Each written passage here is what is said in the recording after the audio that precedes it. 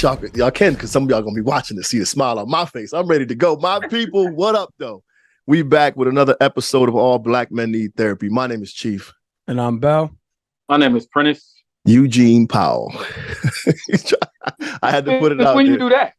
I had to give it up because you tried to play me before the thing, but never mind. We're gonna keep it going. Miss April. Is it Miss or Ms? And we just had a hard time defining or distinguishing the difference between Ms.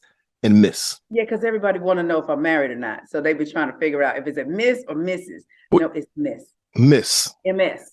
MS. So we know that MS is Miss. Is there a significant difference between Miss and Ms? Okay, so Ms. MRS is when you're married. I thought that was Mrs. No, Mrs. So MS and MISS. We thought that they were the same, but I found out last year the MISS is for women, young ladies under 18.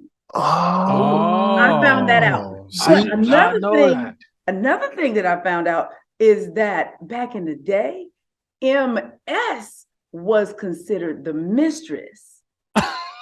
What? Yeah, I've been doing my research. So Yes. what I heard was MS was women who are no longer married. They go from Mrs. to Miss.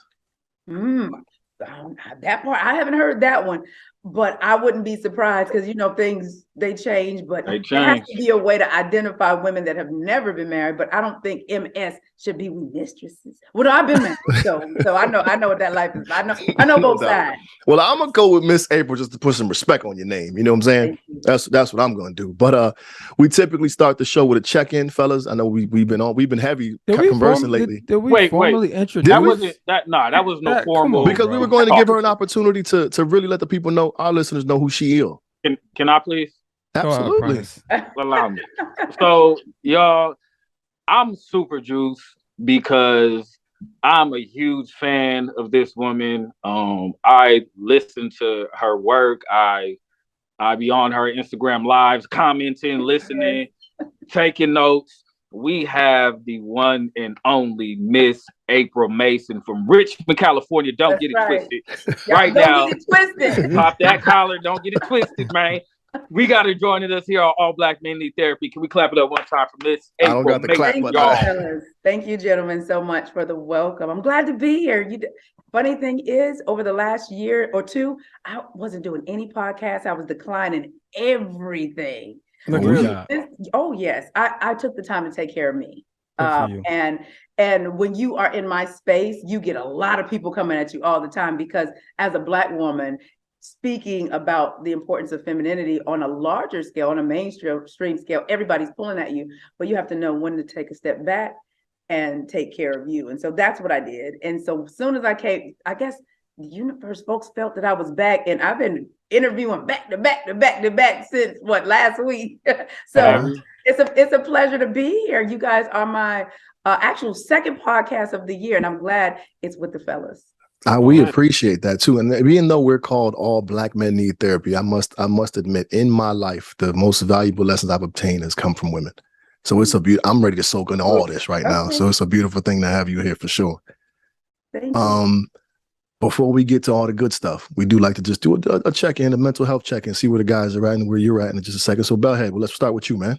Check in. How you doing? How you feeling? How you living? I'm good. I too am excited for this conversation today because I know, Miss April, your conversations are by and large directed towards women and everything like that. And listening to you and your TED Talk specifically, and I feel like I'm in a weird place with identity right now. So I'm looking forward to that. But that kind of speaks to my check-in. I'm good, man. I am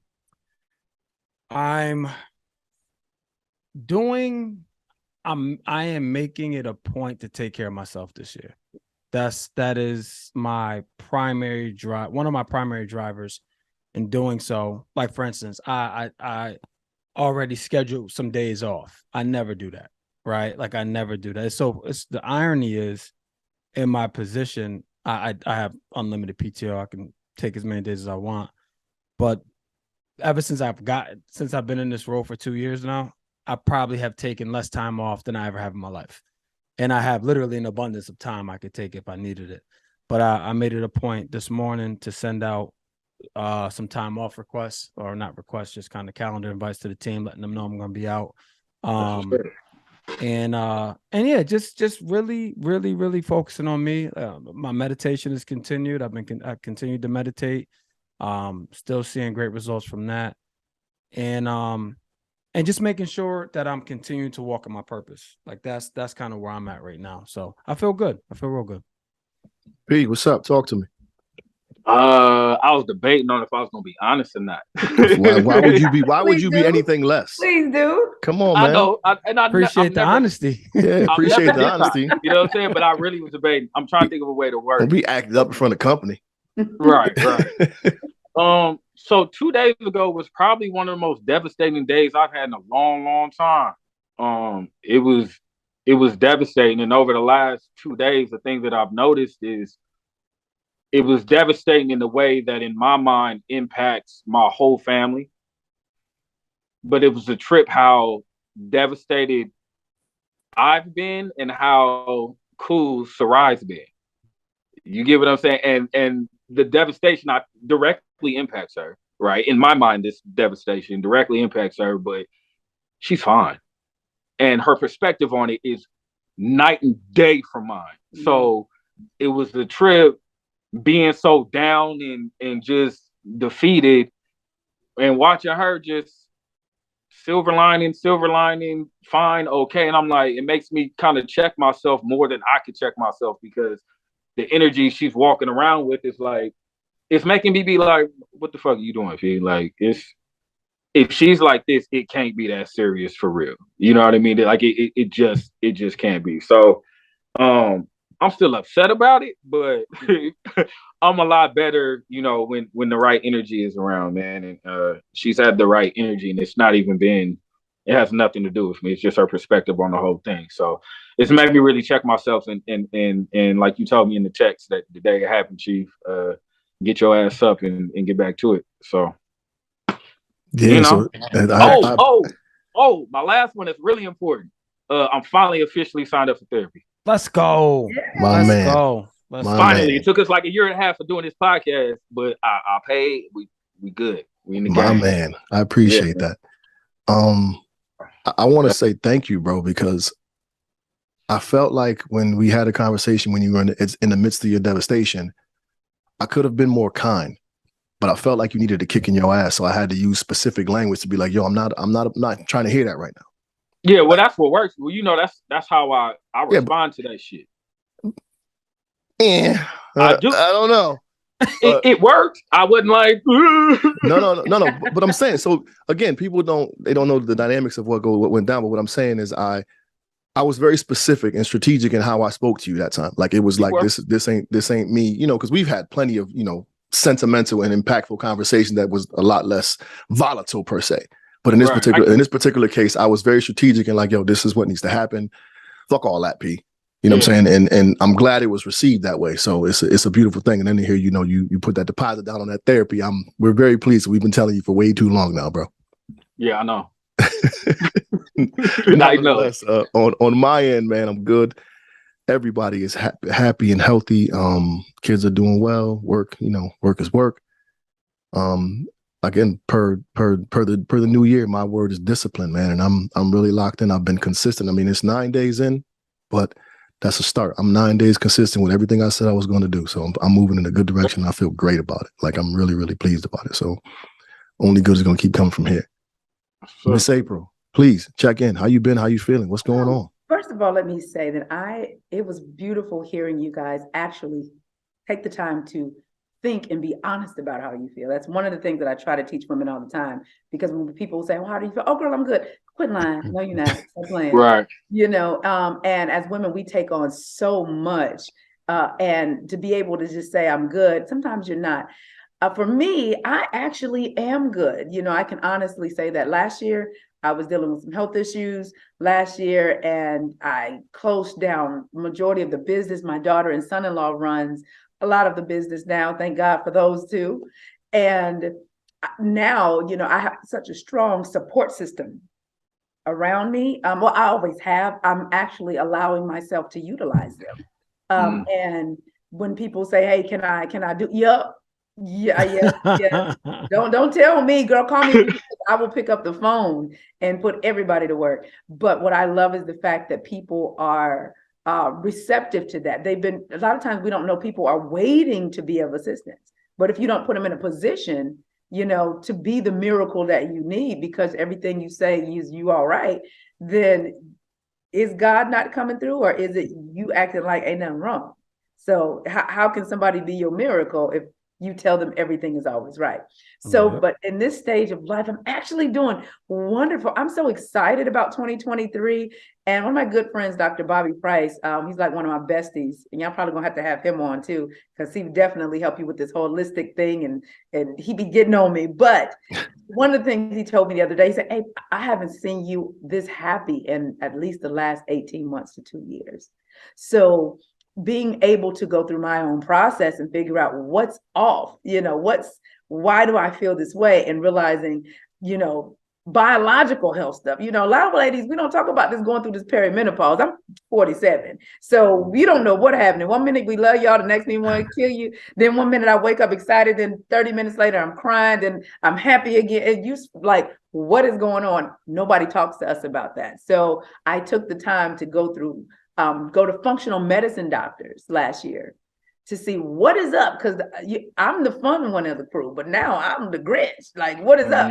And to be able to go through that and find out, oh, Miss Mason, yeah, you late going through this, but this is what's going on. And so handling that puts me in a position to where it's actually go time for me, and learning how to live in harmony, not balance. And I learned that from Jeff Bezos. He said, there's no work-life balance, there's work-life harmony. So being able to live in work-life harmony for me is great, because I check in with me first. I say no, and hell no, depending on who I'm talking to, because everybody can't handle just a simple no. So I'm good, and with everything that's going on, and so glad I took the last probably 18 months to 2 years to really focus so I can be good today. That's what's up. Well, shout out to you and all the goodness coming your way, for real. It's so funny. We just had this harmony, work-life harmony conversation, a couple days ago. Kev on stage. With Kev on stage. That was so cool, man. So it's crazy how it all goes full circle. So, Miss April, we did not allow our viewers an opportunity to get to know who you are as a person, and we don't want to do you any disservice. So please inform the people of who you are, what it is you do, and how great you are. Go ahead and pat yourself on the back. Okay, all right. Well, I'm April Mason, and I am a feminine lifestyle strategist. However, I've realized that my main focus and how I really help people in that is through mind transformation. So I help people switch their identity. I help people get what they want. I just happened to start off in the area of business years ago. And then I remember God was dealing with me about being in business and hustling and grinding. And you're not supposed to be hustling and grinding as a woman. And then I start really getting heavy into the feminine space. And I realized, you know what? A lot of women don't embrace the femininity because they don't know how to make an identity switch. And so I help people, men and women, because I have almost as many men that follow as women, but I help people really change their lives by making an identity switch. But my first mandate is to help women operate in their femininity and help men that love them be able to receive it. And that is exactly our topic today. And the topic is basically, how can us men best support women in their path towards evolution? And I mean, go ahead. I'm sorry. Before you answer that, Miss April, I want to say the reason why that's the topic is because I really listen to everything you say, and I'm gonna tell you why I'm so excited to have you on for our listeners and supporters, is because when you speak, you're speaking to women, and it's interesting for me to listen to you talk from the space of a married man. I'm 30 days in. Yeah. I'm new in, but I was taken well before the wedding in November, right? Yeah. So it's really interesting for me to listen to you speak, knowing that I feel I already have that woman in my life. So listening to you speak gives me insight on her that I don't think she necessarily would, because of how she's wired. She's not one to really articulate her thoughts and feelings through words, but through example. Yes. So I can see it a lot in her. So the thing I always take away when I'm listening to you talk to these women about, how to upgrade themselves, how to elevate, how to attract the type of man they want. I'm always saying to myself, okay, so what type of man is that they're attracting? And that Yes. standard of man, what is he providing for her to be willing to make that attempt? Because for a lot of women, that stuff is foreign. And I know it's challenging based on my experiences, what I've seen in my past relationships. So I really, really just wanted to say before we really got started that I appreciate your perspective, because it gives men in my position who are already taking insight on how we need to elevate and grow in order for our wives to feel comfortable to make those same adjustments when they need to, or when they, when they're compelled to. But I realize that a woman has to be motivated, right? You got to be providing something for her as a man for her to feel comfortable enough to do that. So just from the bottom of my heart, sincerely, I learned so much from you to help you with Sarai. So thank you so much. You're welcome. And I'm so glad you said that, because women say, oh my God, you give us a voice. You say what we can't say or that we don't know how to say. And the men say, I want to be the type of man that gets the type of woman that you're talking about. So how do I become that guy? What motivates that guy to get that type of woman? Because I've never experienced her before. And I was telling you probably won't, because that type of woman has a standard, and her standard has nothing to do with what you might think it is. It's not about always your money. Of course, we want to be protected and provided for, but feminine women, we choose men differently. We don't just look at what kind of car he drives. It's basic stuff that's on TikTok and YouTube and all these other folks. I say these clowns with a mic, telling these women that, women don't want average men. No, we don't want average thinking men. Because if we look at it, the average man in America is not even making $60,000 a year. So if we know this as a whole, it's not the money, it's the mindset. And an average mindset, it's like, I'm allergic to that, honey. This is something I cannot do, because you're limited in your thinking. And I believe when women rise up now, I'm one that believes that men build the world, but women nurture it. Absolutely. Couldn't agree more. I thoroughly believe that, but I also believe that we've gotten out of the position of nurturing it, not necessarily because of choice, but because of circumstance. And I heard Wallow say something that was so profound about 2 weeks ago. He said that, while a lot of our men were locked up, we were the ones going to school, becoming CNAs, doing the doggone thing. So now it's like we wanted someone that was at least equal to us. And so I believe that's how it became to where women are more looking for a particular type of man. But I also find that the type of man that they come to me for those of you that didn't know, I was a dating coach and matchmaker for almost 15 years. The men that women come to me for, they didn't know how to make an identity switch to become the type of woman that masculine man would want. So it's like they use their credentials as the calling card, but the type of men that they wanted could care less about the credentials. So then it becomes, these men are intimidated. These men are men that don't want women that are successful. And what I've learned, because I tend to date successful men, is they love a very smart and intelligent woman, but they also like a woman that understands what it means to be a woman at the same time too. So it was never about the degree.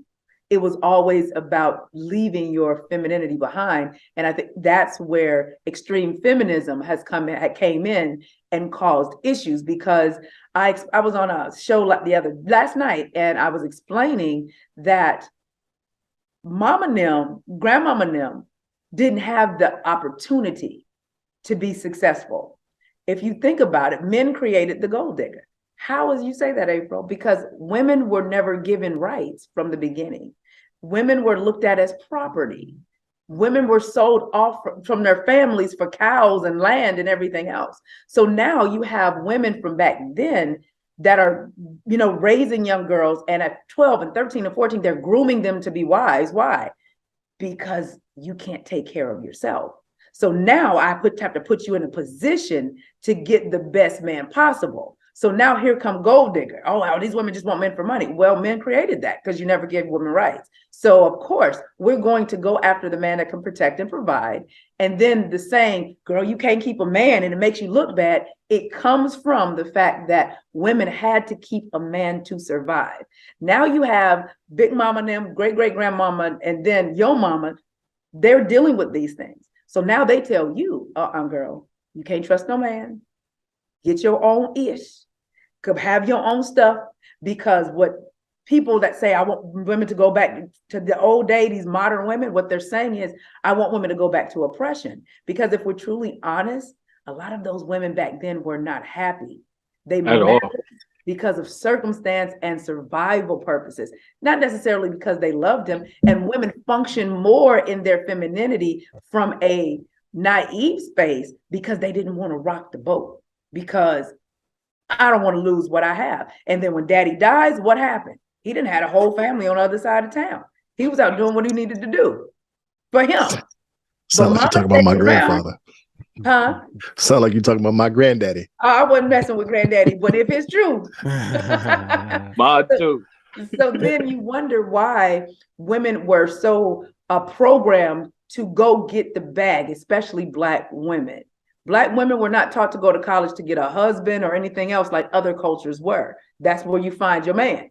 Well, for us, Black women were taught to be workhorses and work mules and go get the bag, girl, do this, do that, all of this stuff. And from the 1960s, 50s and 60s, women's health issues skyrocketed with the cervical cancers, with the breast cancers and not lupus, but fibroids and all that, because we went into the workforce in a masculine way, because we felt like, hey, it's a man's world. So we have to function like men at the sacrifice of suppressing who we are as women. So I get it. I don't knock them. But at the same time, we now see the detriment in that. We now see an unbalanced world. We now see that women at their core really desires a masculine protector and provider. But because we're so out of whack, we don't even know how to get to that. And then you have so many effeminate men walking around here that's like, you got to take me on a date too. You got to do this for me too. I seen a video saying a soft life for the Black man. I'm like, bro, can we not have something? Like what?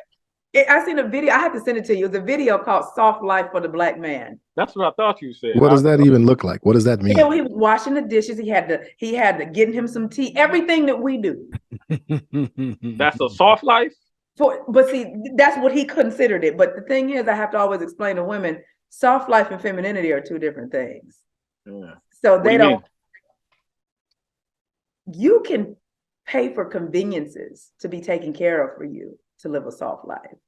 So I could be a woman that say, I'm going to get a maid, I'm going to get a nanny, I'm going to get a driver, I'm going to, have my groceries delivered, all of those things that give me a softer, easier life. That has nothing to do with me embracing my femininity. That just means I had a couple of dollars and I'm able to lighten my load. So this whole soft life movement is pseudo femininity. It's like, no, this is not what femininity is. Femininity is you as a being. I said, how can you be a feminine woman and embrace that? And we live in an unbothered culture. The number one key to being a feminine woman is your ability to feel, but we're unbothered. Nothing moves us. So can you really compare the soft life movement with femininity when everybody's unbothered? And that's not, unbotheredness is not a trait of being feminine. It's okay to be bothered. You just choose how you're being bothered. Okay. So what would you say are men's shortcomings when it comes to... Wait, can we just pause for like 1 second? Go ahead. There's a lot there. It was definitely a lot to unpack. Like that's a lot. And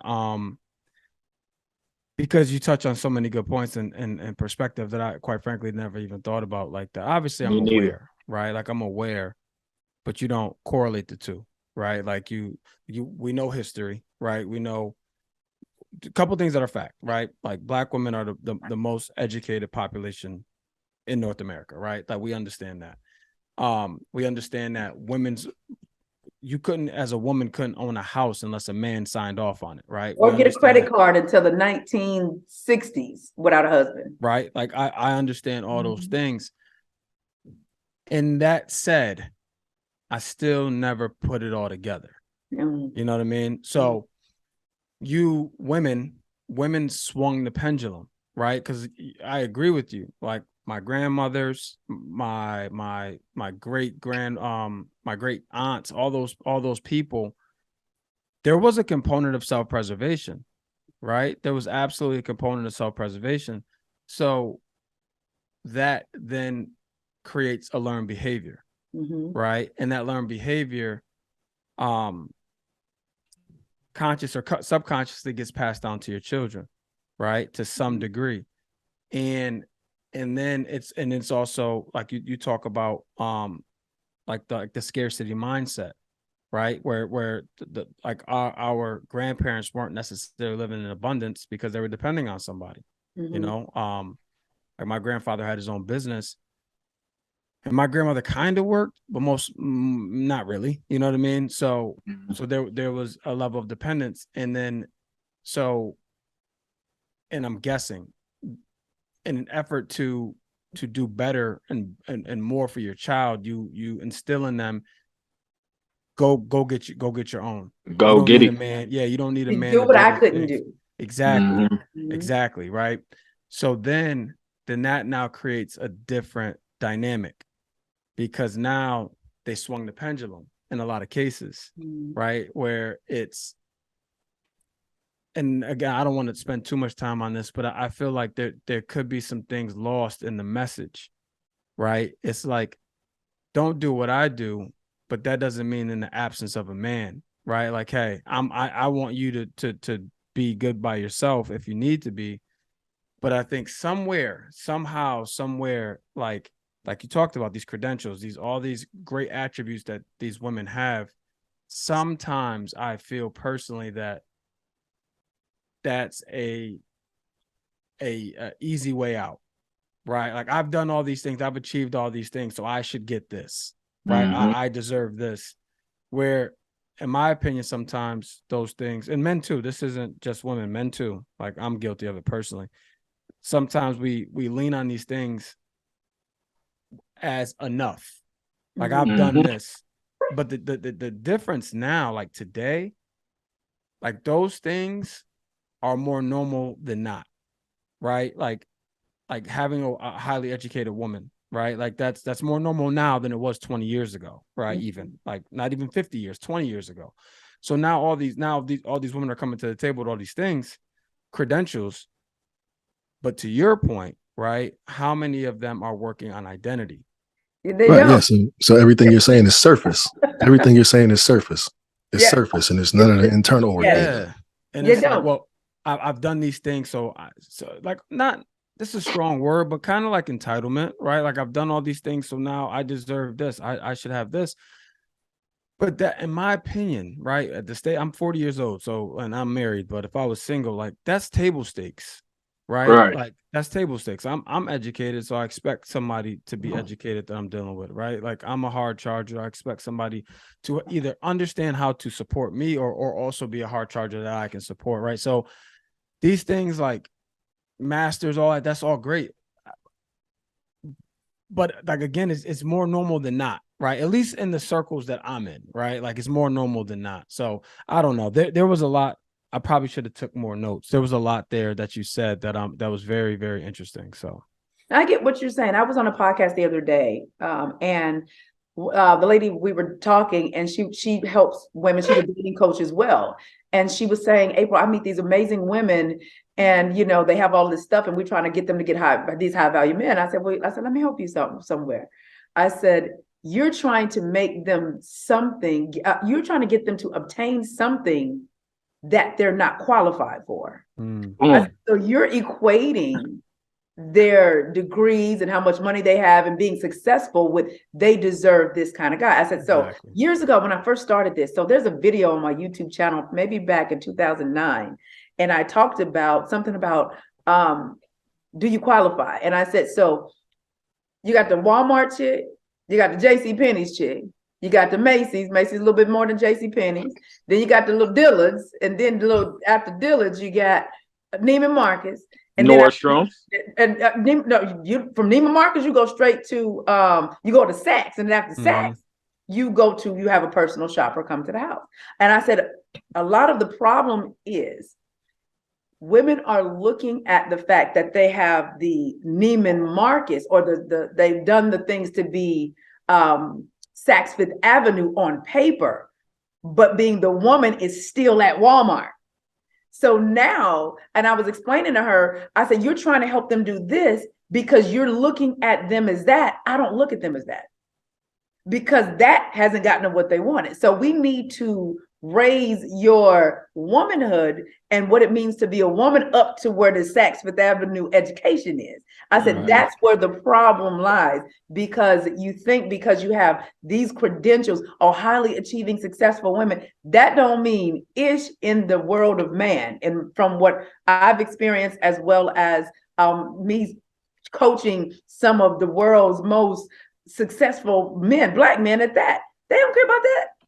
It's like, okay, yeah, that's cute, but yeah, do you know how to be a safe space for me? Do you know how to be vulnerable and create a space where I can come lay in your lap and know that what I share with you is not going anywhere? Do you know how to receive my Clark Kent and respect that I'm Clark Kent 95% of the time, but although the world sees me as Superman, can you respect my Clark Kent? They don't know what I'm talking about when I say that. I said, but the type of man that you say you want, that's going to be required of you, not that degree. The degree is fine. I'm all for getting educated and being a woman in business. I am that. We run multiple companies. However, that does not supersede my womanhood. I'm not a businesswoman. I'm a woman in business. Those are two different things. And so I believe that women think they deserve this type of man because of what they've accomplished, whereas men are the accomplishers. Like a woman, I could just go look pretty, honey, and be working at McDonald's, and some man that's doing well for himself will see me and sit back and I talk to him and I bat my eyes a little bit and I be a little nice to him and be like, you want to go out? Yes, I do. And I could be making $10,000 a year, but because of how he felt in my presence, that thing, that makes him say, I'm about to take you off this job. And so that's the part that I try to help women understand, to raise that Neiman Marcus, that Saks Fifth Avenue of education and credentials that they have, match their womanhood at that same level. Do you find that that's more prevalent because like when I'm listening to you, I'm thinking of the fellas, and there's a lot of Walmart dudes out there who got the degrees and the cars and all that good stuff, but their emotional EQ is, you know what I'm saying? So I'm listening to. So do you find that to be more prevalent? I mean, I know your basis is women, so I don't know the answer, but like, do you find that to be more prevalent in women than men? Because I feel like it's equal. It's equal because I work with the top tier men that most women say that they want. I work with them up close and personal, and I call them high earning men, not high value men. And women don't understand the difference in between the two. So they'll, like last night I was on my live and there was one girl, she said, oh, Miss April, one of your friends, I love him. How do I get a man like that? I said, really? I said, do you know him, or are you only looking at the power that he exudes when he has the mic? I said, because I know him on a personal level. I know his hurts, his pains, and his vulnerability. Do you want to know that stuff? Right. You're just looking at this. And I said, and first of all, that one I'm very protective of, because we done worked hard to get him to where he could even trust a woman, because, he went to jail behind a woman setting him up. So I ain't even gonna let none of y'all come in here and mess that one up. I said, but you got to understand that a lot of these men that you see are high earning men, but a lot of them are broken at the same time too. So what I call that is, I have a term for it. I call it basic dick, is what I call it. I really do. And I call it basic dick. And the basic dick is this. He has a career, not a job. He knows how to talk well. He knows how to converse. He can wine and dine you. He says his sex game is great.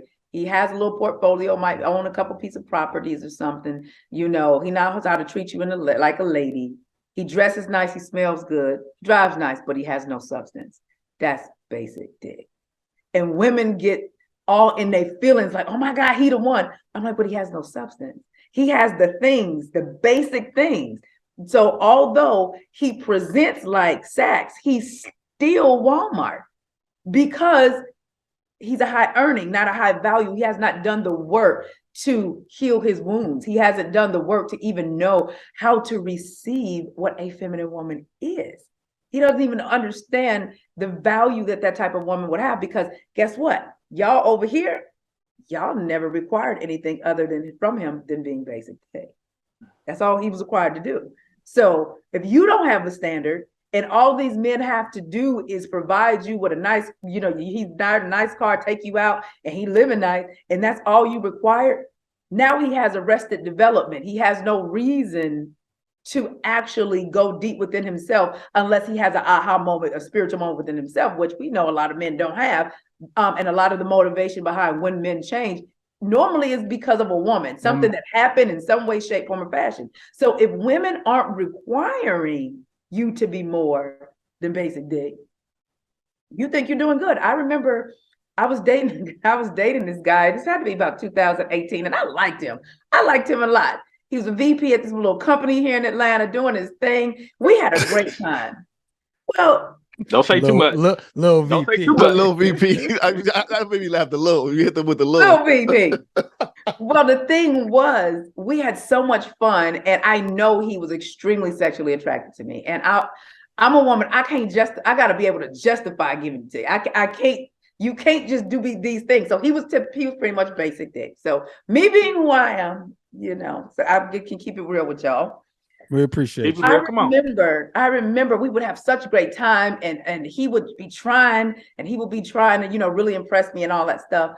And so I remember one day he came by my house, and I sat a chair in the middle of the floor, and I had this cute little sundress on. And I said, sit in the chair. He said, I said, sit in the chair. Dang. And he said, what's that? And I straddled him over the chair. And I said, don't touch me. And I pulled his ear to my mouth, and I said, you want to sleep with me, don't you? And he was like, I really do. And I said, but here's the thing. I said, I want to give it to you too, but I can't. And the reason why is because the tricks in your bag are too low. The way you move with me shows me the type of women that will just give it up to you because you're a nice guy, you're a VP, you drive nice, you take me to nice places. That's all you're used to doing. And I said, to be honest with you, you don't know where to go from here with me because you've never been required to do so. And you're saying this while straddling this man in the middle of a room? In the middle of my living room, yeah. So he's still. I need him to understand that you trying to create a stalker. All of this could have been yours. He's still hurt right now to this day. He outside. He done told all his friends that story in 2018. Yeah, right. He outside in the bushes. In the car right now. I needed him to see this is a grown woman, and it's a possibility. This is something that you could have, but you got to understand in this moment, what's stopping you from us being together, even as a relationship, is the fact that you're just a high earning man. Right. Just knows how to take me out and have a great time. So being more specific, obviously you delivered that message to him. Did you give him the opportunity to evolve, or were you like, nah, this is it right here? Couldn't. If so, so he couldn't. Yeah. So that was my question. Did you give it to him? Because we're very literal, very stupid at the same time. Did you give him bullets? This is what you need to do, or was it worth? Chief, was it not worth doing that? What he was already Miss April, please let me know. Okay, go ahead, Dave. He's maxed out, right? Yeah, like right. Okay, that's what he does. That's who he is, right? Like it doesn't go past that. Yep. You know what I'm saying? Like he gave it all, everything he had, he gave to her. No more tricks in the bag. For them 4 months, it was like. But it wasn't everything he was trying, it wasn't getting him closer to the booty at all. 4 months? I was enjoying his company. We go out, we have a good time, go to play. I mean, he was just a fun guy. I met him on the dance floor. I was at a club. I met him on the dance floor, and we just he was a great guy. We just happened to both be there for a party for 2 other people. And we met. He walked up to me on the dance floor. He's like, you in that dress. And then I said, you in that cologne. I said, I smelt you before you got over here. And so it was that fun and flirty banter. And we just took it from there. But there was no laying down with nobody, because even if I wanted to, like really, really bad, because of the woman I've evolved into, I'm disciplined and I'm in control of my body. You don't just get to lay down just because we've had a wonderful time and I actually like you and I like what you represent. But then, like Belle said, he capped out. So there was nothing for me to actually tell him. Oh, I think she froze. Or did I freeze? He didn't have anywhere else to go. I think that's so for me, I'm looking at just self-awareness. You said 4 months. He rode the wave for 4 months and didn't get no play. At no point in that 4 months did he want to self-assess and go, there's gotta be something wrong. Women know what they want. Well, you gotta think go if get he's what a they want. VP of a major company and he already runs things and probably got his situation set up in a way that's completely comfortable, him giving his all is gonna be what his standard of approaching a woman is gonna be. You know what I'm saying? Like, so if his thing is showering her with gifts and stepping it up there, that's all the nigga got. Yeah, but when you see that don't work, you ain't got no plan B. You ain't got no plan B. You ain't got a mirror to be like, fam, like substance. You know, I think you're missing. I get it. I'm just thinking. I'm thinking from just like he clearly, bro. There is you're doing that's it, bro. You're doing what you're thinking like you would think. Yeah, like that's you gotta sit back and go, damn, play. It's been 120 of them things, and you ain't getting no play. Right. Like you gotta hang out. She hangs out with me. We go out. I love being around her, and the whole time I'm just as friendly and feminine and doing everything that I do, being as a woman. And he just continued to come toward me. However, he didn't know where else to go. You know, it's and that's typical. That's probably typical for the women he attracts. Like that was enough. Yeah, right? Like everything he did for you was her enough. point. Yeah, for sure. So, go ahead, Prentice. My bad. No. Go. We all got hella questions. No, but I want you to go because you're prone to forget shit. So go ahead. Yeah, you know I am, man. And I ain't even smoked today, so you know my memory's a little better today. So what made you get to the point with him that told you needed to let him know? You get what I'm saying? Was it going too long for you? Because you said you were enjoying the company, right? Yeah. At that time, I was just dating. You know, I was dating. He wasn't the only person that I was dating, but he was the one that I actually enjoyed spending time with the most. So there was no pressure on my end. And I believe as a woman who knows who she is and what she stands for and her boundaries and her standards, you can go out and still not sleep with nobody and have a good time, you know? And so I just enjoyed that, but I knew it was not quite 4 months. It was more so 3.5. I knew, all right, he just showed you what it is, because I allow a man to show me who he is. I don't tell you what I'm looking for. I allow you to be you. Just like I don't try to change a man. All I do is assess what you bring and decide if that is something that I am open to. It's the same way that I believe men should do. Don't try to change a woman. Just see if she comes into your life. And if what she brings is enough for you to say, okay, she's not perfect, but I can compromise on some things. But what she is, okay, yeah, I like this. At this point now, I can show her, because I have a genuine like for who she is as a person. Now I can show her the best way to move with me. But you don't try to show nobody the best way to move with you until you see how they actually move on their own.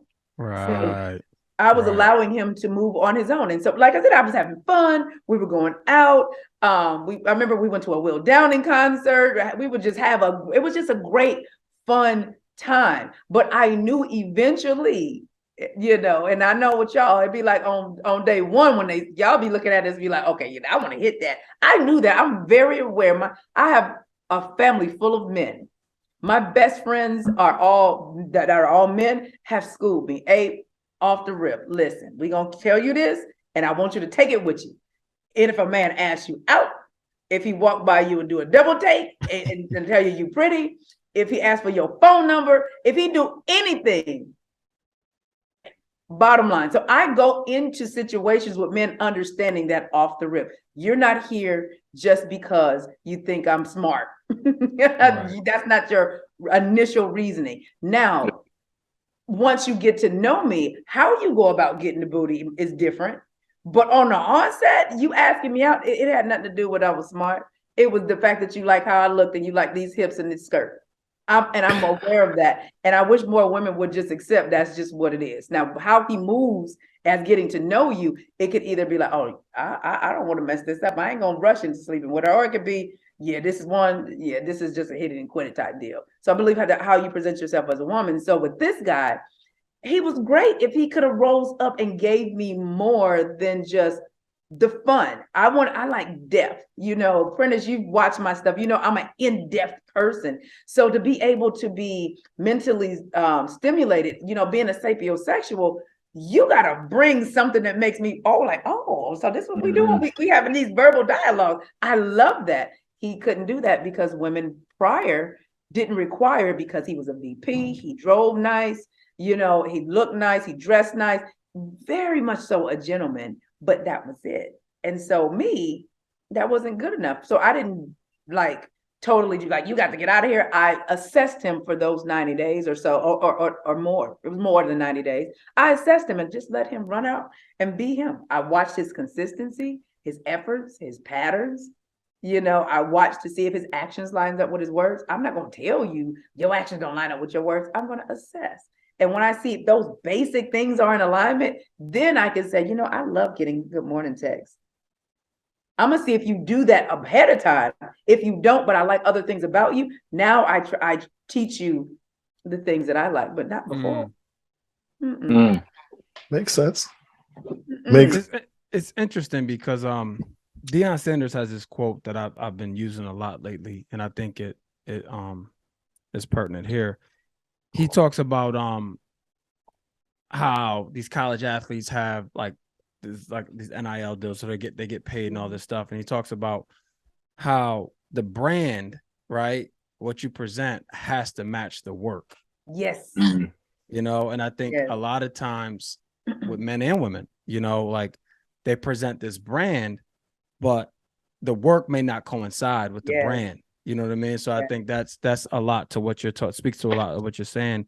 And it's so crazy because I would imagine that VP, he probably was blindsided by that to a degree because it's always worked, so he hasn't had to change, but I think this speaks to men and women.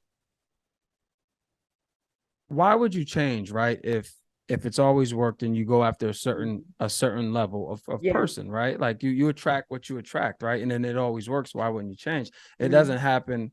You're not questioned with the thought of changing until you try to level up, and you don't get what you want, so until you're in a position where you figure out and you're faced with what I am doesn't get me this over here. This is what I want, but it's a stop sign right here. So who do I need to become to push past this stop sign? Because I've never had to deal with this before. I've always been good as is. And that goes for men and women. I see it with women all the time. It's like, girl, you say, bro, I want this kind of man. I was like, okay, if I don't know nothing else, I know how these successful type men like this, I know how they move. This ain't gonna work. Well, why not? Don't ask me why. I don't make the rules. I just understand how it works. But this is not going to work for that particular guy. And so the problem falls in, people don't want people where they are. There's somebody that will accept you for who you are. Be okay with that person. But you get on Beyonce's internet and TikTok here when talking about get you a man that's going to making six figures and he's going to take care of you and wine and dine, all of these things, but you're not the type of woman that type of man would wine and dine, but you're the type of woman that this level of man would wine and dine. So why is where you're at not good enough? And why try to make a person that has a requirement for you to be this, why make them wrong? Either level up or get out the way. But they seem to not want folks on their level. And I said, all right, everybody in the Bible, people in the church talk about Boaz. Well, everybody ain't gonna have no Boaz. Somebody got to go have John. Somebody got to go have Peter. Somebody gonna have Joshua. All of y'all are not Boaz wife Ruth material. Everybody is not a Michelle Obama and can handle that level of success. As a woman who is in those circles, that's a hard job to have when you're dealing with that level of a success of a man. But they see the finished product. They don't see what's going on behind the scenes. So I always say, well, what's wrong with the type of men that you attract now? Like the ones, so he make $55,000 a year. Okay, so you make 60. Okay, so what's wrong with that guy? why is it that you over here thinking that there's something wrong with him? Or even for the fellas. I remember there was a guy, this is what, a couple years ago, about a year ago, I went into the barbershop to get my lineup, and barbershop owner, very attractive guy. He owns several barbershops. But when I walked in one time, he finally said something to me. He says, you wouldn't date no regular dude. And I'm like, here we go. Strike one. Boom. I deal with that on a regular basis. Strike one. And I said, what makes you say that? He said, well, you always come in here together. And he said, then you drive a Tesla. So he basically just walked up and like, hey, listen, I know I'm not good enough for you, but what's up? So stay in your lane. Right. Because what'll happen is that's wild. You'll label me as bougie or label me as too much or high maintenance. And all it is I'm out of your budget. In your mind. His opening line was, you don't date regular dudes. Yeah. He said, and after he told me about my Tesla, and I said, yeah, you're right. I don't date regular thinking dudes. You're absolutely correct. I think sometimes people have a hard time recognizing the energy that's put in front of them, right? Like sometimes you can have a powerful energy in front of you of somebody who is just vibrating at a higher frequency and misinterpret that because you're on a lower frequency for conceit or arrogance, or you know what I'm saying? Like I think a lot of people misdiagnose the energy they receive. And then also you got to be able to receive what's put in front of you. You know what I'm saying? Like, oh boy, I keep going back to the story. Oh boy, has to be able to receive you on the chair. VP homie. Yeah. So I'm still thinking about him too. Yeah, go ahead. We clearly feel for this man. Eh? Right. We clearly feel for him. Because just off of listening to you speak, and you say something like that, just speak for myself. To me, it's like, okay, this is clearly something I want, and something about me is not resonating with her. I got to level up. He didn't have that intrinsic motivation right there alone. And on top of himself, like Bell said, he's never had a reason to even figure. See, at that point, what would have been the proper thing to do was, okay, I need to figure out how her brain actually. Exactly. That's what I'm thinking. But so he was just like, yeah, well, this ain't for me then, and just walked and just like let it go. But actually, no, it wasn't that. It was more so we kind of drifted because it was not. I don't have ugly breakups and ugly, stuff like I don't think it's required. We kind of just got drifted, And when he actually sometime last year he slid in my DM last year, but it wasn't that. It was just kind of like he. I don't think he knew where to go, but I also think that experience put him in a position to either do one or two things: to say, I'm going to continue to date women that I am the hero for, and they look up to me, or I'm not happy with this. And I see men do this a lot. They will complain in the barbershop and with their homeboys about the women, the low-hanging fruit women that they keep dealing with, but they won't ever say that I'm going to upgrade who I am mentally, spiritually, and emotionally as a man so I can get that over there. So in my head, both of those options were bad. I was hoping you were going to say his option is to, take the ladder, or to be like, it's time to level up. He's just going to go complain the whole time and still not level up. Yeah, but we see a lot of men that do that, though. That's why you have these old clown podcasters talking about women the way that they do. Anytime I hear women spewing hate about men or men spewing hate about women, that lets me know where your standard is. Yep. Yeah. Because one thing, another way to sum up everything she said about the barbershop guy and a lot of these guys is self-awareness. Right. You know what I'm saying? Like self-awareness, right? Like I tell my sales team all the time, like nobody wants to be told that they're the problem, right? Nobody wants to be told that they're the problem. So it's like we create narratives that absolves us of blame, right? Or absolves us from responsibility, right? Like, oh, she drives a Tesla, she ain't dealing with no regular dudes, right? Where it's like, no, bro. Like, why are you considering yourself a regular? Right. First of all, why are you? Right? Yeah. It goes back to the value of self. So if that's where you are, cool. Date regular chicks, right? Like, why? If you were where she was, would you want to date a regular guy, right? Like quote unquote. So it's like self-awareness, right? And I also personally believe that, we can get comfortable, right? We can get comfortable with again, going back to the VP guy. We gonna call this episode the VP guy. We gonna pray. VP We gonna pray guy, for him too. If you listening, man, just holler at us, man. We can talk, no, bro. don't We can holler talk, at us. man. Just do better, bro. Just do better next time. No, but no, it's like maybe he did have extreme self-awareness, right? And he's just like, nah, I'm gonna go back to the other side, right? I'm gonna go back to what, I'm gonna go back to what works. You know what I'm saying? Like, this is cool, but I ain't gotta work this hard. You know what I'm saying? Like, I could pull up and do what I do for 10 days, not 90, right? And get where I want to go. Yeah. So you can default back to that, you know? So this is it's a very interesting conversation, you know? But it goes back to something you said earlier, Bill. You said that with Black women being, you know, the largest educated population, what I see is a lot of Black men who are not on that level, not having self-esteem and self-confidence. Yep. Because as a successful woman myself, I've ran into guys that were like, well, I don't want to know about April Mason, the author, this and that and the third. I want to know about this woman over here. I said, so what you're trying to do is make yourself comfortable and with who I am because of who you are. So you want to just disqualify all of this other stuff and put a wall up what the world knows. True enough, I'm her, but I am her too. But don't act as though they're not intertwined together.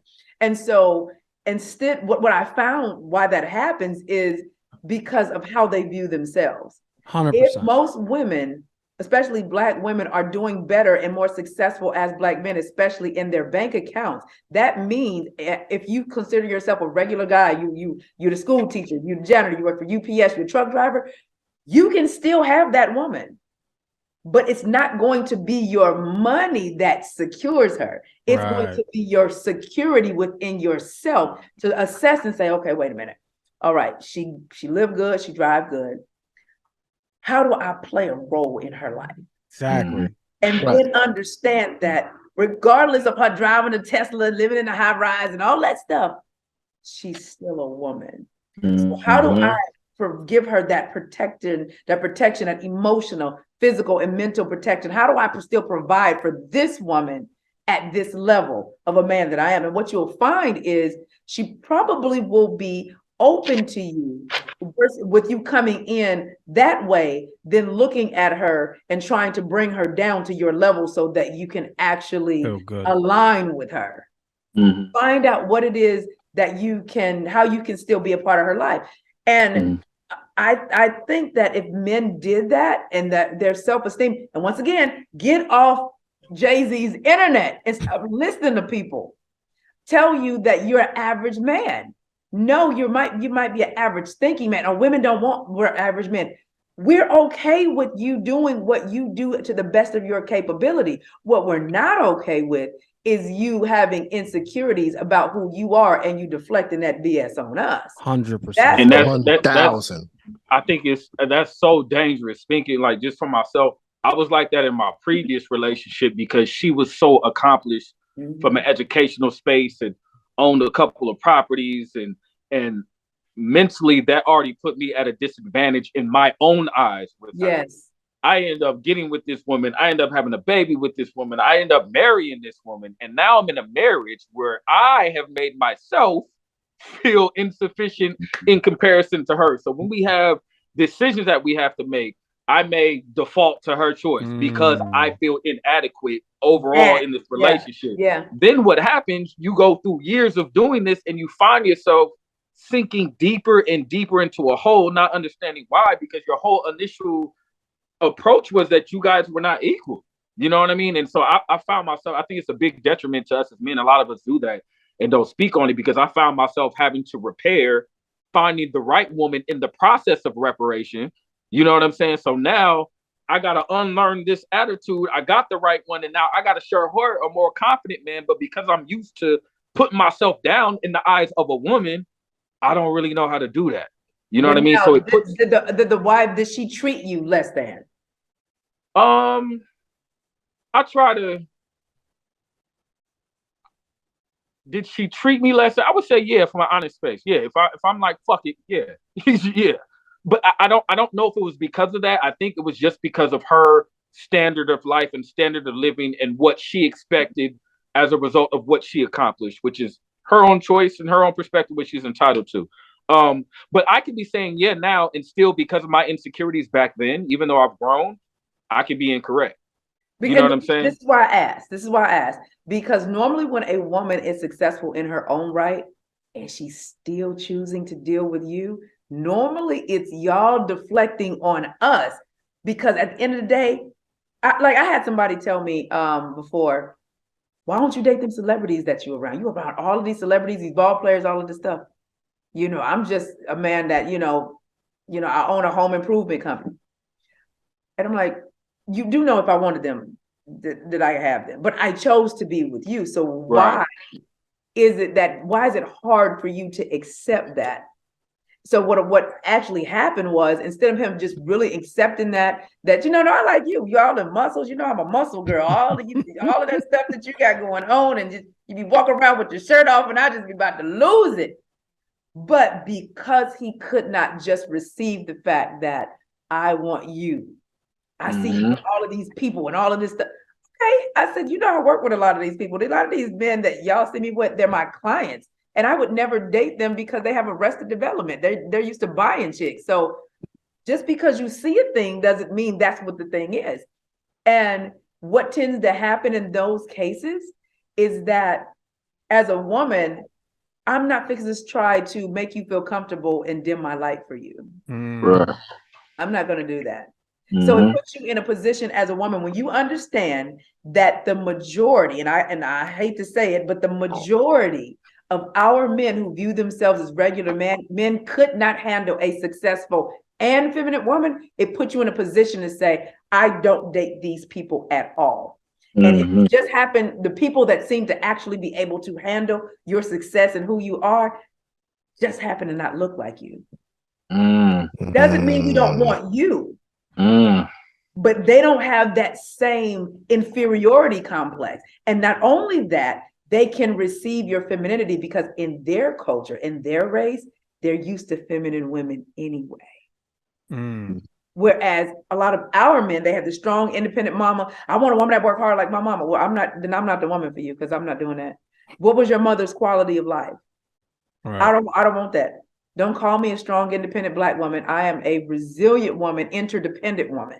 But don't call me a strong, independent Black woman, because when you do that, you're not putting in your mind's eye somebody that needs assistance, somebody that needs your help. When I think about strong, I do not think about a soft and gentle woman. I don't think about that. When I was doing a podcast last year and I was asking the gentleman, I said, if you had some luggage to carry, what animal would you pick? They were like, oh, I would pick an elephant, I'll pick a lion, I'll pick a camel. I said, why would you not pick a rabbit, a little mouse, a little gerbil? They're like, well, it can't handle it. I said, that's my point. As a woman that operates in her femininity, you might not be used to this, but subconsciously, you're going to put extra ish on my back because all you know is strong, independent women. So now here I come saying, when men are around, my wrists are broken, I need some assistance, and I'm a damsel in distress. You looking at me like, what are you talking about? You extra? No, I'm a woman. Right. And you're not going to put unnecessary stuff on my back because this is what you've grown accustomed to. And Black women have proven throughout the years, we can handle it. Well, my back hurt and I cannot handle it. So I opted out of even dealing with men that didn't know off the rip on sight, oh yeah, I see what you are. And treated me and handled me with care to where it's like, nah, I like this. And so happened, they don't always happen to be brothers. And it's not. I've never heard that perspective ever until just now. It's definitely enlightening. It's not because we don't want y'all. You said what? It's not because we may not want y'all. Women in my space, I'm not talking about all of these boss chicks and bad bitches. I'm talking about Black women who know what it means to be a woman and operate in her femininity and her softness and her vulnerability and her sensuality, her resilience, her resourcefulness, all of those things, and knows how to treat her man on top of that, a lot of our men have never seen it. So they will sabotage it, or they will try to beat you into submission into what they're accustomed to. So I have made the decision of, it's a no. If you can't recognize and feel what I am on sight, I love this whole conversation first and foremost, but I love the light that you're shining on femininity, right? It's like both things can be true, right? You can be an interdependent woman working really hard, very successful while being feminine, right? Yes, and I think the narrative, and again, I blame social media, right? I blame social media. These clowns, what am I? Yeah, I just blame social media. Like, it's like, like, what is, like, I'm a bad bitch, I'm this, I'm independent. What does that even mean? Like, okay, I understand the title. Like, in practicality, like, what does that mean? Right? How does that look? To me, it says you don't like being a woman. If I gotta present like a man, that means I don't like being a woman. Yeah, it's just like, I don't know. And again, to each his own, right? To each his own. I just feel, actually, I'll save that for my final thought. My next comment, I'll say. So how do we, or is there a delicate way for the Saks Fifth man to help the Walmart lady evolve? Is he Saks? Is that all intrinsic? Go ahead. It's two parts, Chief. Is he Saks just in his ability to have he's a thing? He's the 360 Saks Fifth, I guess. He's all around. He's got it all. Well, I think he would have to see, just like, for instance, I would be that woman. So that means if I see a man that does not necessarily understand what I am, but yet he gets a glimpse, at that point, it's up to you to decide if you want to see just how much they know, or see how open-minded that they are at that moment. My tolerance level is like real low, because I've already experienced that. I've experienced the what do you call it? Designer guy that brings the fashion designer brings the clothes to the house, but he has no substance, so he's still Walmart. Or you have the Nordstrom's guy or JCPenney's guy that sees you as, the Saks Fifth Avenue, and he's still on Walmart mind with the same, stuff, dealing what he's dealing with the man that has all of the money and all of the stuff. So for me, my tolerance for it is very, like, it's normally enough. Another example, went out with this guy, 2018. Oh no. He was one of the ones I was, that was in my little. I was about to say 2018 was hard for you. I was having a good time. I had recently become an empty nester. I was like, okay, let's see what we got. One guy, really attractive guy. I loved and enjoyed his conversation. When we first met, we went to this little sports bar. Had a good time. I wasn't tripping out, because it was, I'm gonna see what you're gonna do. We went to this little sports bar. That was like on a Tuesday. Had a wonderful time. We acted up, at the bar. I said, I don't drink because I'm a funny drinker. I'll get the party started, so let's not drink. We had a great time. He taught me how to play pool. I was in his environment. It was like a Tuesday. Now, I'm the type of person that I buy concert tickets. I'm a concert head. So I'll buy them in pairs because I don't know who I might take, if anybody, right? But I always buy them in pairs. And so just so happened that Saturday, Boney James was coming to town here. And so after our date that next day, he called. I said, hey, I got tickets to go to the concert. Would you like to go? He was like, cool. I love the fact that he called me Friday and was like, listen, no, he called me Saturday morning for the concert and said, listen, so I know it's a picnic concert. What would you like to eat? So he grabbed the food and we had a cute little picnic. And I was like, okay. And he paid for parking and all that good stuff, right? Damn it! Where's it going now?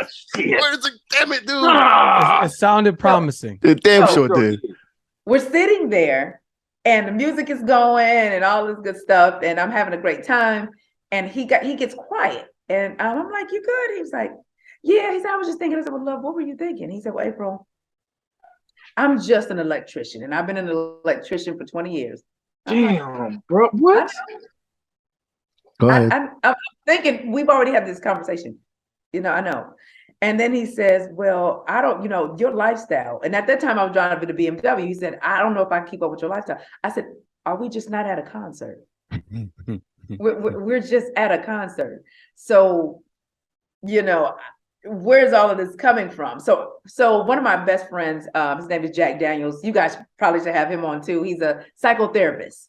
Nice. And I was telling him what happened. He was like, hey, you know what happened, right? I said, what's that? He's like, he assessed if he could afford you in that moment, because his first initial meeting with you, he took you to a little sports bar. He said, but then you turn right back around and here you come with Boney James and y'all on a picnic in the whole nine. And so that's out of his element. I said, but I just enjoy talking to him. I enjoy hanging out with him. And so I understood that, but that's not my problem. So Right. at the end of the day, he wanted to, get a little kiss. And I was like, no, you done messed up the moment. You done talk yourself right on up out of that. And then my last example, went out with this guy. We at the movies. At that time, my children were young. They were in school. So he told me he was a school counselor. I'm like, okay, cool. He's probably can, make sure these boys get, stay on point. We get to the movie. And I'm like, okay, cool. We're having a good time. Get into the movie. This joker whispers, he said, hey, did you get my text? And I was like, no. I looked at my text. This joker says, do you find me attractive? I'm like, here we go with the bull. In the middle of the movie. Fast forward, the movie's over. We're outside at the car. And now at this time, I'm not the April Mason that the world knows yet. I'm on my way to her. He says, well, you know what? I like you and I enjoy hanging out with you, but I don't think we're in the same tax bracket. And I don't know if you can respect what I do. I said, well, you do know my kids are in school. You do know you the counselor and the coach.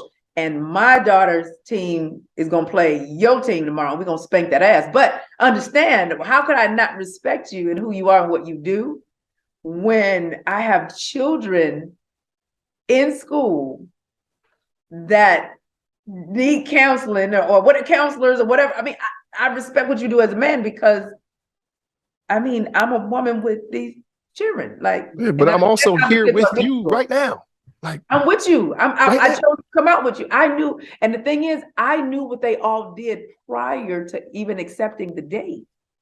So why would I accept the date if I had a problem with you being a school counselor, if I had a problem with you being an engineer, or if I even had a problem with you being a home model, you remodel homes. If I had a problem with that, I wouldn't have accepted the date. So what happens is they get into your world and they see how you move and how you function. And immediately is, I don't think I can afford that. I don't think I can maintain her lifestyle. So at that point, when that stuff was happening, I just decided I would not deal with anybody that was not where I am or above, because at least they can understand, yes, I do have a driver. Perfect example, I was on a video set and one of my friends heard one of the guys on set said, I was like, where's my driver? Because something's in the car, and he heard me say it. But when he heard me say, he said, wait, did you say you got a driver? I said, yeah, I do. And I could see the sexy all in his face because it was sexy to him for me to say I had a driver. In his mind, oh, she's on my level. It wasn't a big deal. It wasn't a big deal. And so the guy that was doing my makeup, he said, you know, you made that dude leak a little bit when you said you had a driver, because that's who made him leak. He's that guy that got the drivers and the chefs and all that. He said, so you know, that's what happened. And I'm like, because he looked at me like, driver, like for real? I'm like, yeah, yeah. And it was a turn on for him versus, oh, I can't afford that because. So I just learned how to stay in my lane. I think sometimes we can talk ourselves out of blessings too as men. I think sometimes it's not.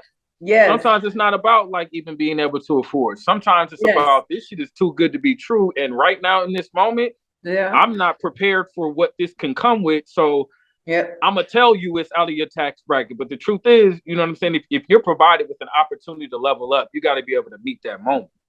You know what I mean? Like, you got to be able to meet the moment and do the work to stay consistently where whatever's being presented to you. So I think sometimes for us as men, it's easier to make an excuse for something that we don't feel 100%. we value or are ready for.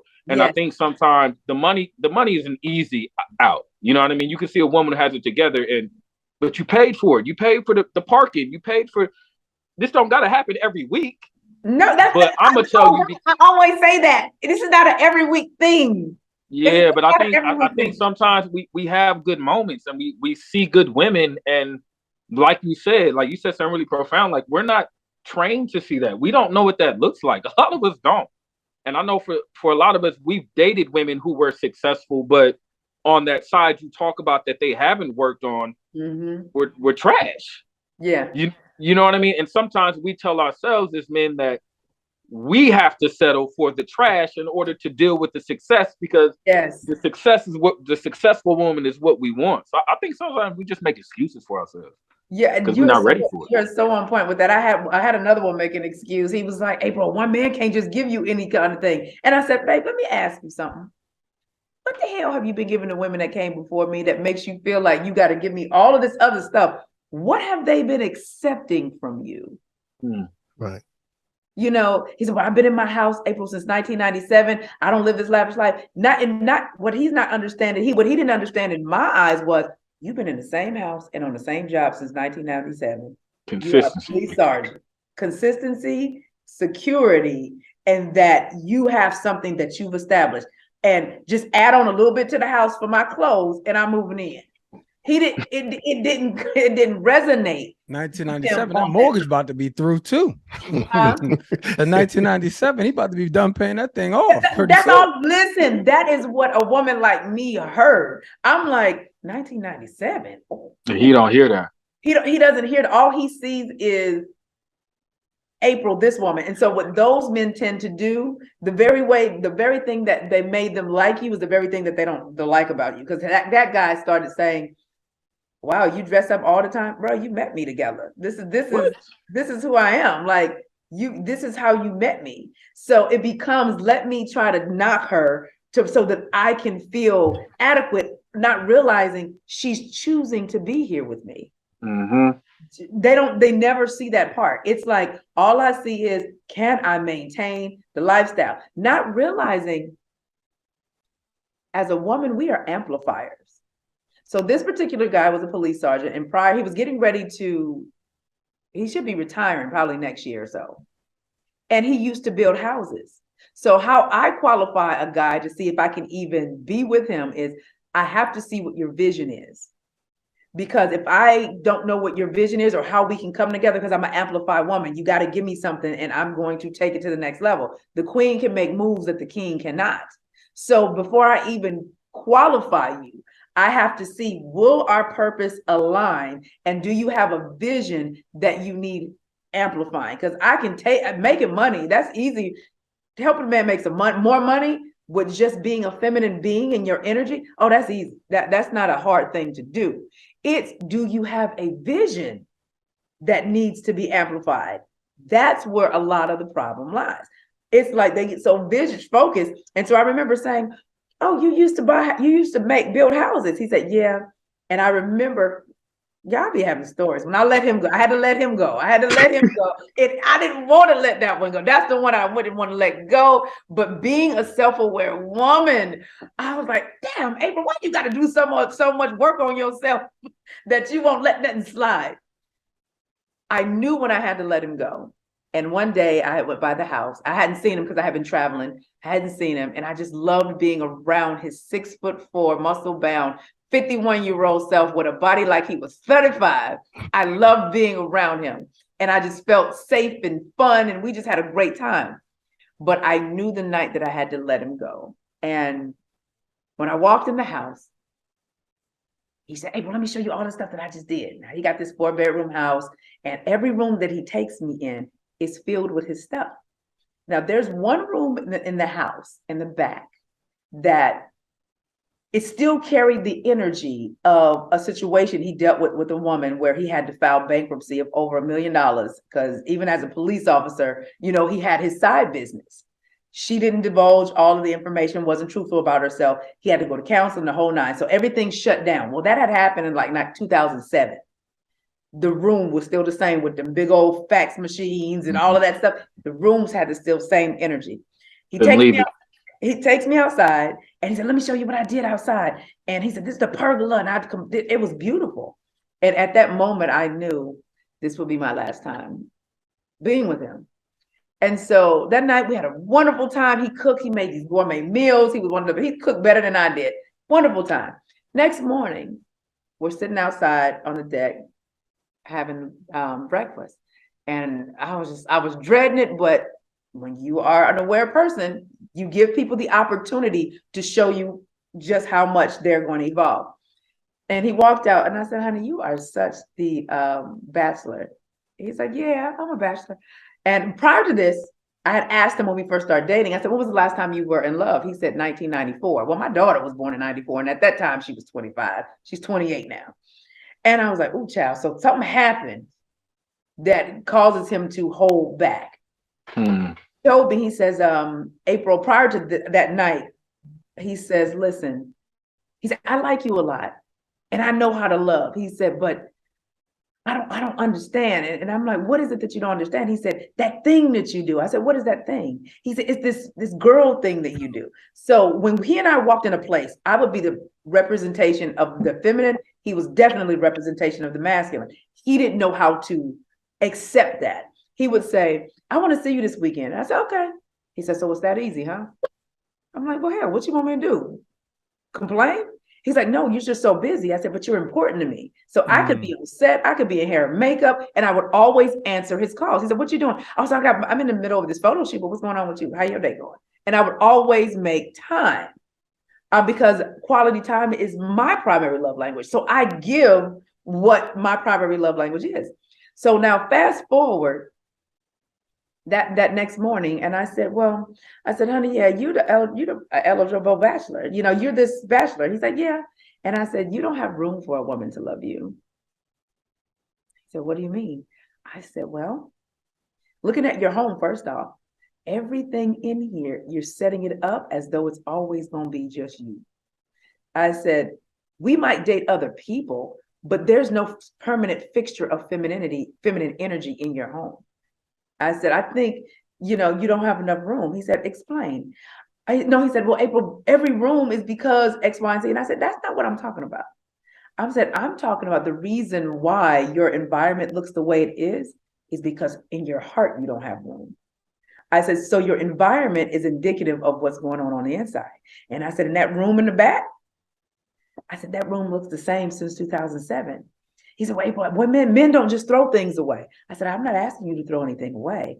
I'm just being observant to the fact that the energy in that room has not changed since 2007. And it was 2018, 19. Hard out here in them years.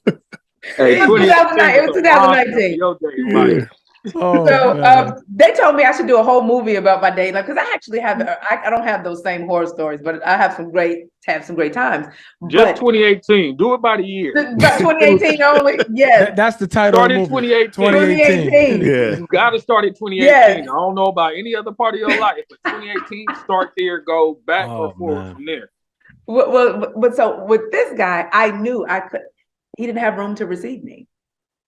And it was the room that told you that, or was it the room on top of how he and well, actually, I think the question I really want to ask is, do you think he deserved grace though?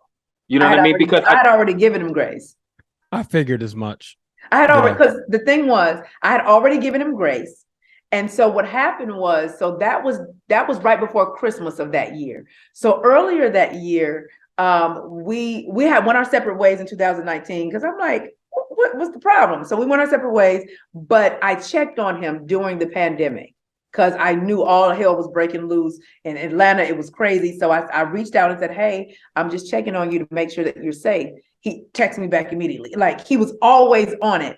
And he was telling me what's going on. I've been working 12-hour days. They got me, you doing X, Y, and Z. So I was just checking on him. And then I said, well, all right, love, I was just checking on you, make sure that you're safe and making sure mentally you good.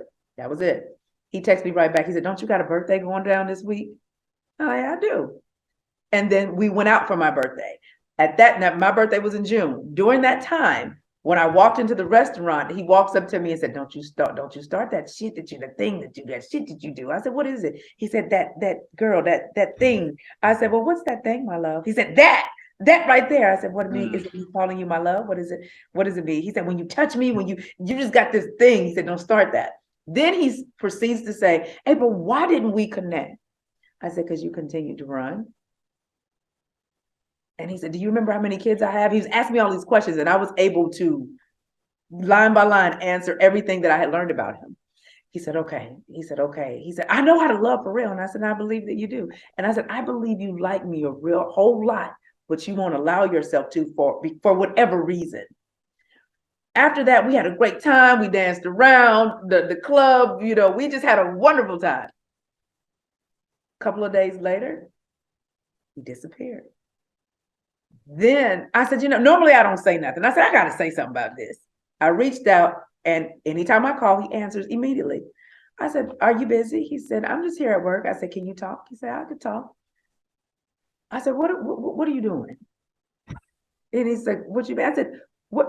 You just sat here and told me, you know, I'm cleaning off the plate. Let's do us, because all of this stuff you just said. What was that all about? You know, you tell me, you know, I show up. You're not used to a woman actually showing up. You're used to women ghosting. You're used to women doing a particular thing that I don't do. I said, so what is it? He said, well, I'm gonna tell you, my homeboy told me that you are different, completely different than what I'm used to. And he said, in April, I'll tell you this, a man cannot just come into your life and give you anything. And I said, so what have you been giving to women before me? Like what you been giving them? He said, well, you know, I've been in my house, the same house, and this and that and the third. He's giving me this whole breakdown. And I'm like, what is it that you think I want? Because I actually like you. You do know that I know you're a police sergeant. You do know that. Like, I knew that on site. And when we met, our first date, when he walked in that restaurant looking like Denzel off of Training Day. And I was sitting there, I got there early, and I was sitting there with my leg crossed, and I watched him walk by me, and I'm like, Lord have mercy, this is not it. I was as the kids say, Twitter pated. I was like, I don't know what's going on with this. But we always had that really great chemistry. We had a great time, great conversation. But that night, that morning, when I broke everything down to him, and I said, I don't think you have room, and this is not about your house. This is about your heart. I said, because you're a runner. And I said, not just with me. You know, listening to going back to our conversations, you're used to running. I said, something happened in your life that caused you to clam up. And you told me the last time you were in love was in 1994. I'm like, honey, do you know how many years ago that was? I said, so as a woman that actually likes and cares about you, I can't go through this roller coaster. This is a roller coaster ride. I said, so I don't doubt that you care a lot about me, but there's something stopping you from giving yourself to a woman, not just me, but to a woman, period. You know how to wine and dine. You know how to cook. You know how to do all of the stuff. But when it comes to that intimacy part, and that night also let me know he knew how to have sex. He didn't know intimacy. So he's cooking, and he's standing there in his little lounge pants and his little t-shirt and cooking. And I walked up behind him. He's 6'5", I'm 5'3", 5'4". I walked up behind him and I put my hands around him from the back, and he got nervous. And he said, April, I'm cooking. And I'm like, well, honey, you can still cook? And I said, because you smell so good. And I'm holding on to him with my hands on his chest. He said, but I got a knife in his hand. He did everything he could to get out of that intimate moment. Damn, man, this sounds like me in a way. God. So, was you kicking it? Where was you in 2018?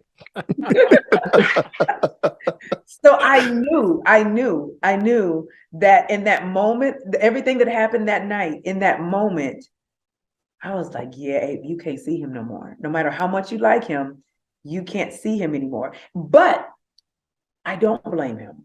I don't blame any of them, because they're nothing more than a reflection of me. So I had to ask myself, April, what is it within you that caused you to deal with men that couldn't receive you. Yeah. So they did nothing wrong. They showed up as themselves. Right. So I don't want any of the listeners, the fellas, thinking that, oh, she blamed it all on them. They did nothing wrong. They showed up as who they were. So that may cause me to have to go back in and do a self-assessment. So April, one of our questions that we had prior to getting into these wonderful conversations was, what are some of the signs that self-change is needed? So at what point did you sit back and go, maybe I need to take a deeper look into me? My pattern, because that year I was dealing with going out on dates with quite a few men, and I realized I was the emotionally unavailable one. So I was attracting men that could not be emotionally available and commit to me. That same year, I was dating this former NFL guy. Everything was going good. All of a sudden, he disappeared. What the hell? He texted me one morning at 8:00 and said, I don't care. I hope nobody's over there because I'm on my way over there and I got something I need to share with you. I'm tired of hurting people that I care about. And I'm like, he ain't coming over here. Because I woke up at like 8:15. You can't get through the gate, child. At 8:30, he got through the gate and was knocking on my door. And I said, well, what is it?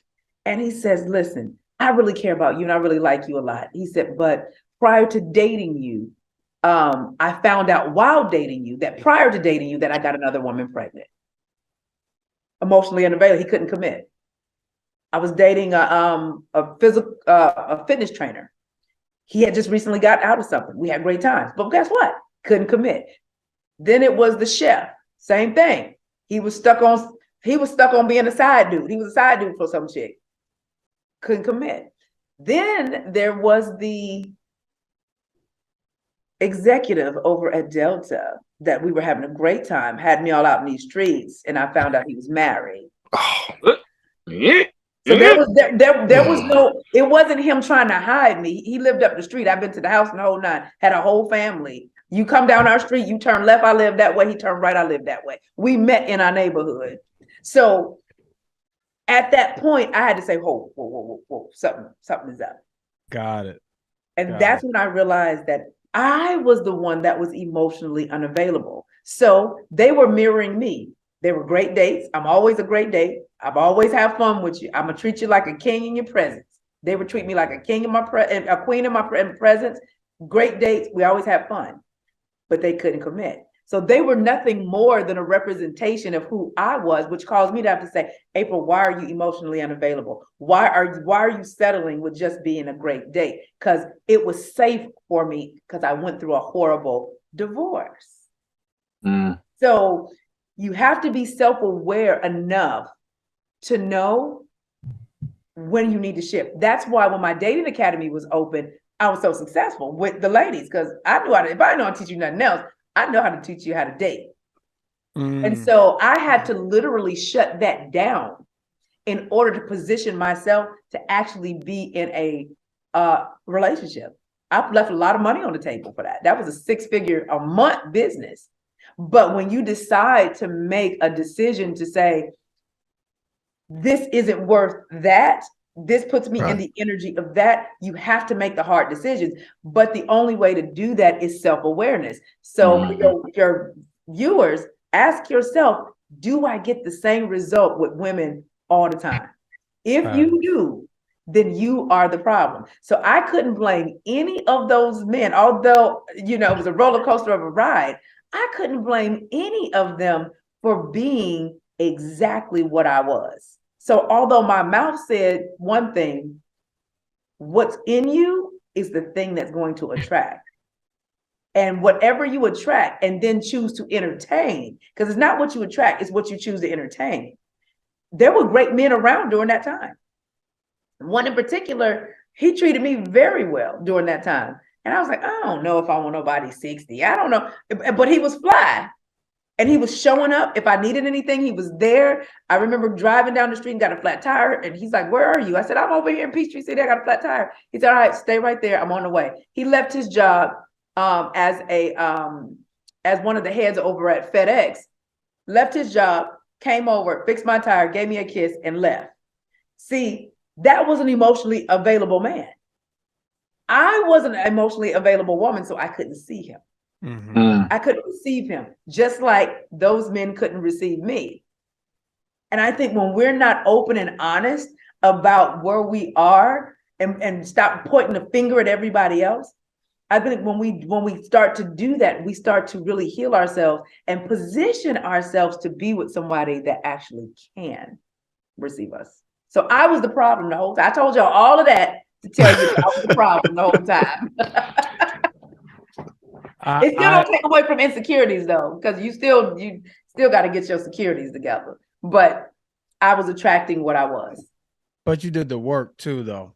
Mhm. You know, like to assess and then take action, right? Like that's the vulnerable piece. Because you're right. You could have spun that. You could have spun that and said, "Guys ain't shit. This, that, and nobody's available." You could have spun it easily, especially with your great storytelling. Like we wouldn't have saw that you were the problem. We Right. wouldn't have saw that Right. at all. You know, so. But that's a huge tip of my cap to you for doing that, because that's tough. Because again, goes back to what I said. You had to identify that you were the problem, right? Like you were bringing that to you. So kudos to you for doing the work. So we got it going for a while, and I'd like to ask this final. If I mean, we can go all night. I don't really care. But when you arrived at that space that said, "I'm the problem. I'm not emotionally available," what did you do to prepare yourself to be emotionally available? Boom. I had to learn how to sit in good love because it's uncomfortable. I had to, the people around me, like I have some really, really great masculine man type of male friends. So I had to allow them to come in and do certain things. I'd learned how to depend on them. Like they text me and be like, "How you feeling today?" They don't ask me how I'm doing. They ask me how I'm feeling. It causes me to have to be open. And I decided to be more vulnerable. I decided to allow people to know what was going on with me. But then it was, all right, Abe, you can teach all of this good stuff that you teach, but you're not going to know if it works unless you allow yourself to sit in good love. So what I did was I allowed myself to sit in someone treating me very, very well.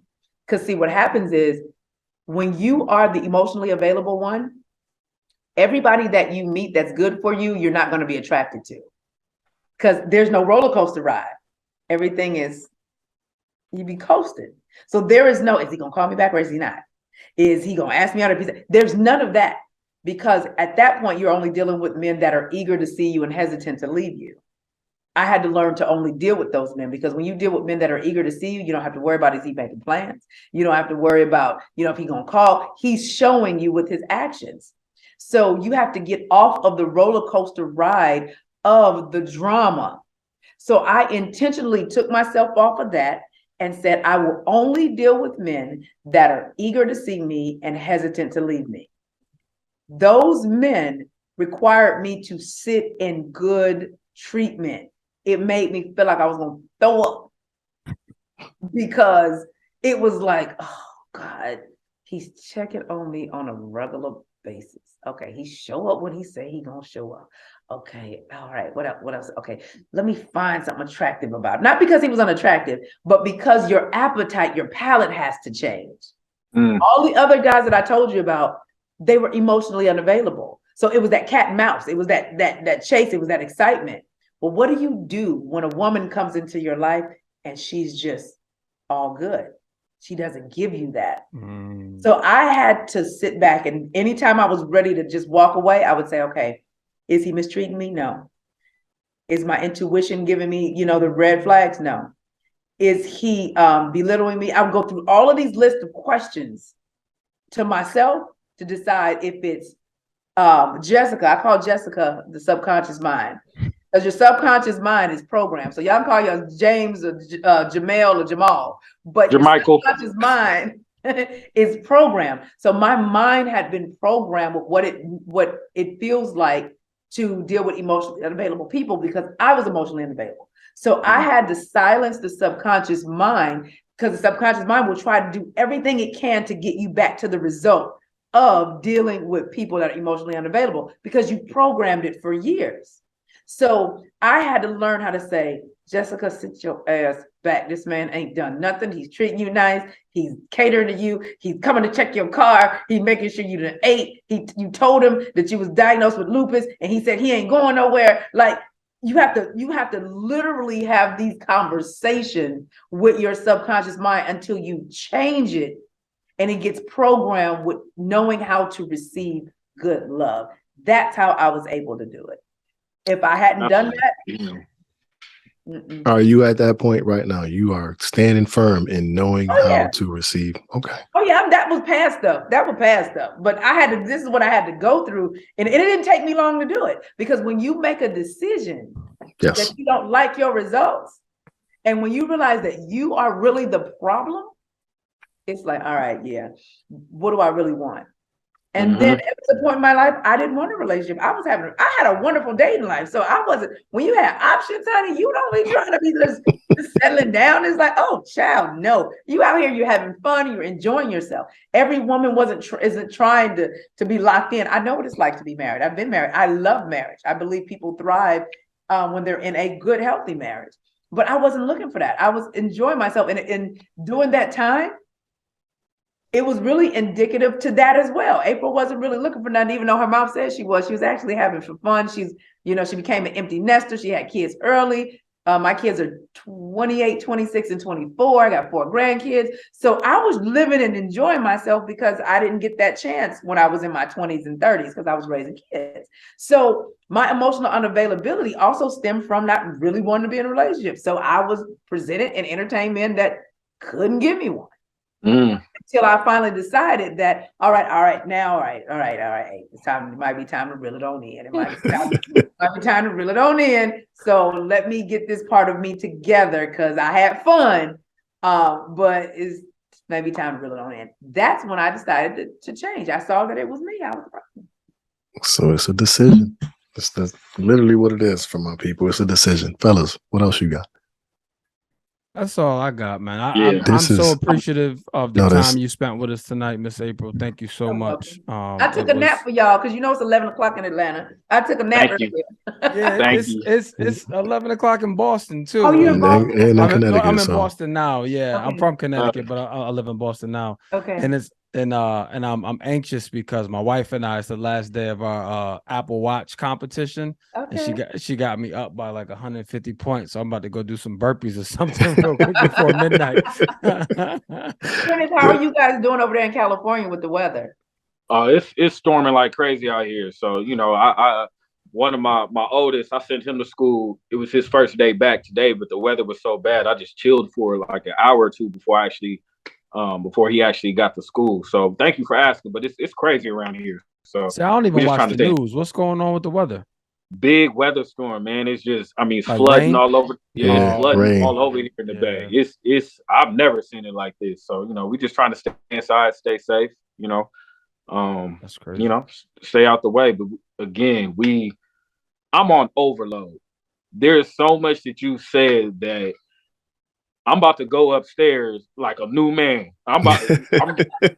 You think I'm playing? I'm about to go upstairs. I got ideas. We got a date tomorrow. We got a date night tomorrow. You know what I mean? Ain't no kids. We ain't had that in hell long. We need this. But I think just most importantly, your insight with how that was so insightful. Your 2018, you really should find a way to chronicle that, structure that to give. Because I think there's a lot of gems within your experiences on both sides. So again, we thank you so much. Thank you so much. Piggyback on that. I'll leave you guys with this. You said you're going to talk with having a good time with your wife. If you ever want to make a woman feel as though she can rest in her femininity with you, make sure she feels seen, heard, protected, and provided for.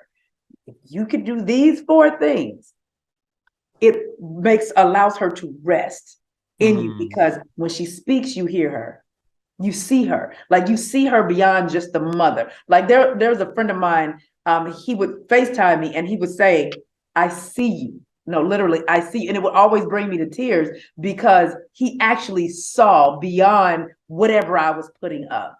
So when she feels seen, heard, protected, and provided for, it makes room for her to really rest in that feminine space for not just herself, but for you as well too. She'll be able to give more of that softness, to you, just asking her, babe, how you feel today? Not how you doing, but how you feel today. Look at me. No, honestly, how do you feel today? If you're allowing her to go within, and going within, femininity is inwardness. And I believe the pandemic was nothing more than the feminine rising up, because femininity has been suppressed for centuries. And so what the pandemic did is it required people to take a sit down and go within. That's what femininity is all about. It's about going within. So with your lady, just ask her how she's feeling. Don't ask her just how she's doing, because we quick to say, "Oh, I'm doing good, girl. Boo, I'm doing good." We quick to say that. But asking them how they feel requires a woman to actually. What are you doing, Chief? I hit the wrong button. I meant to hit the mute button. Oh, but yeah, just ask her how she's feeling and make sure she feels seen, heard, protected, and provided for. And those things, it will melt, a lot of a woman's walls. It will allow us to even hear you, because you see us not just as your wife, your woman, the mother of your kids, but you see us as a human being. And you can look in our face and tell when something is off, our energy shifts. But those little things like that is huge for us. So I wrote all that down. You got some There homework, are so many nuggets that were listed and given in this conversation. I think if people really tapping in to receive these nuggets, it'll 100% make you a better person. Absolutely. Both male and female. Final thoughts. Bellhead. This was great. Just so you know, too, I bought your audiobook while we were talking. Oh, awesome. Thank you. Yeah, so I wanna listen. I want to listen to that. And the title got me, and I read the forward before we got on the call. So I'm looking forward to reading. But I don't know. I think my final thought. This has been amazing. This is probably one of my. This is like my favorite and my favorite episode so far. That when we've been doing this for 2 years, right? And this was our podcast was spawned through the pandemic. It's so, because you have such an interesting perspective, right? You're because people can take, there's negative connotations attached to the word feminist, right? Or bringing out a woman's feminine qualities. And I just love how you articulate it at a level where it makes it digestible, right? And consumable for all listeners. So thank you for that. And I think my final thought is what I pulled from this is we are all constantly evolving, right? And we have to do the work, I live by this, right? You stay ready, you don't have to get ready. And I think as men, like masculine men, we sometimes take that in a literal sense, right? When it comes to safety, right? Or providing and things like that. But I don't know that we necessarily do that from a self-development standpoint, right? Self-awareness standpoint, an identity standpoint, right? Like, how are we identifying as a man, and can that identity be improved, right? Or can that identity evolve, right? Asking ourselves all these questions, and that's kind of where I'm at, and I'm on a heavy self-development journey this year, and maybe that's why a lot of stuff is resonating with me as well. But I'll end with, I love this simple line that you said. You said, as a man who feels they don't measure up, how do I play a role in this woman's life, right? Like or this individual, right? Depending male or female. Like, I just think that's such a simple question, right? Such a simple question, but that removes all the socioeconomic status. It removes all the physical attributes, right? Like, it's a simple question. How do I play a role in this woman's life, right? So I love that. I love this interview. Thank you so much, and I'm truly appreciative. You're welcome. For sure. P, final thoughts, my man. There's so much. First, I manifested this a while ago. You did. I manifested this the first video I seen of you where you were sitting at a table showing women how to publicly flirt with men in such a grown woman fashion. Oh, That was my whole business. that was my first introduction, and I was like, who is this? Because I've never seen a grown woman be such a grown woman when it came to interacting with men and the idea of being assertive and being confident, and everything you said was like, oh yes, oh yes, oh yes. So manifestation is real.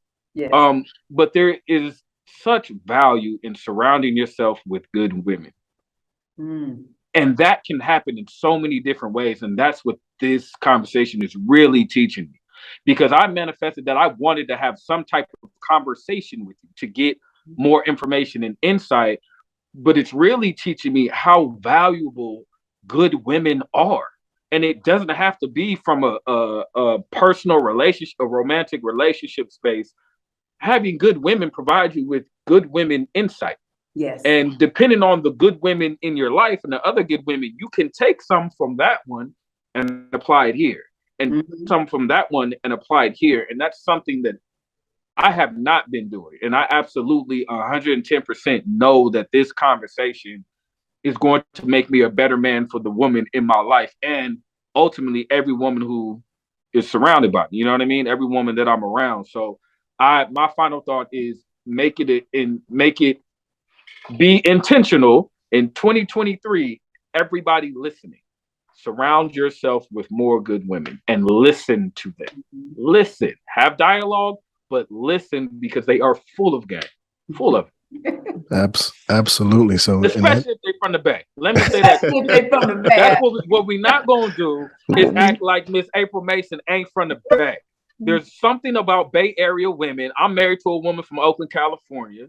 There's something about Bay Area women where they come with not only insight, but a level of confidence, because there's something about being from out here. You have to deal with a lot. There's a lot of hustle. There's a lot of constant movement out here. And I salute you for how you've manifested what you've learned and what you've been through, and how you've cultivated into something that is literally changing people's lives. So shout out to you.